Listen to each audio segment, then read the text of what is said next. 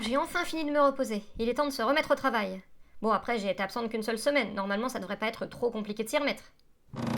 Alors, voyons voir ce que j'ai loupé. Oh.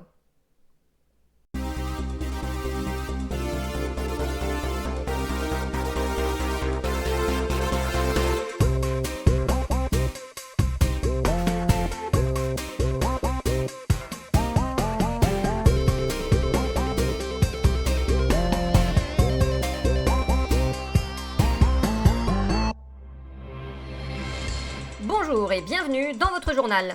À la une des derniers jours, la loi fin de vie a été définitivement adoptée ce mercredi par l'Assemblée nationale. Face au collectif antivalidiste qui demandait aux députés de gauche de revenir sur leur décision de voter en faveur du texte, ces derniers ont répondu « vu et s'en tape ».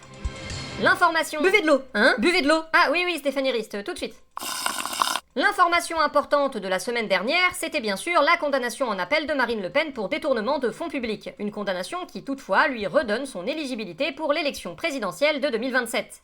Marine Le Pen, bonjour. Bonjour. Marine Le Pen, vous aviez dit que vous ne feriez pas campagne avec un bracelet électronique. Or, là, vous allez probablement devoir faire campagne avec un bracelet électronique. Non, j'ai jamais dit ça. Bah si, juste avant le verdict, vous... Ta gueule, j'ai jamais dit ça. Ben voyons. Et concernant le fait d'être possiblement la première présidente de la République condamnée au préalable pour détournement de fonds publics... Bah il faut bien une première fois à tout. Une première fois particulièrement enthousiasmante, en effet.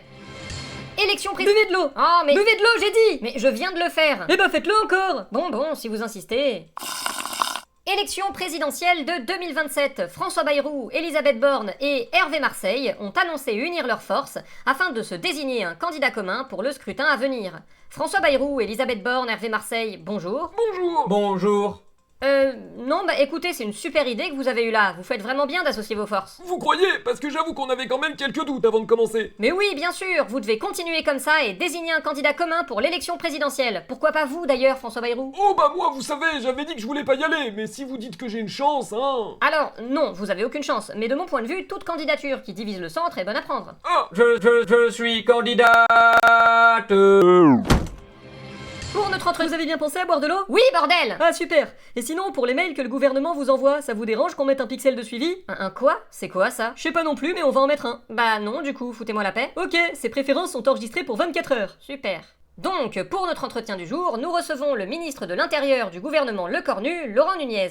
Laurent Nunez, bonjour. Bonjour. Laurent Nunez, l'une des nouvelles importantes de la semaine dernière, c'était le vote en première lecture de la loi instaurant une présomption de légitime défense pour les personnels de police.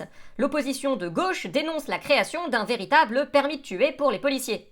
En tant que ministre de l'Intérieur, en quoi le fait d'établir une présomption d'innocence pour les policiers est nécessaire dans le contexte actuel de multiplication des violences policières? Mais parce qu'il est important de protéger les policiers. Vous entendez, vous, la complainte des pauvres policiers? Bah j'entends aussi un peu la complainte des habitants racisés des quartiers populaires qui prennent des contrôles tous les jours et aussi celle des gens qui n'osent plus aller manifester par peur de perdre un œil. Mais c'est une question de liberté. Moi, je crois fermement en la liberté. Et ça inclut aussi la liberté de la police d'exercer son métier. La liberté de tuer des gens en toute impunité, c'est ça que vous voulez dire, Laurent Nunez? Exactement. Et tous ceux qui s'opposent à cette loi sont juste contre la liberté de tuer. Je vois. Et concernant la pétition... Je m'en bats les couilles. Ah, bon, bah au moins l'affaire est entendue. Nous vous souhaitons une fin de journée. À bientôt.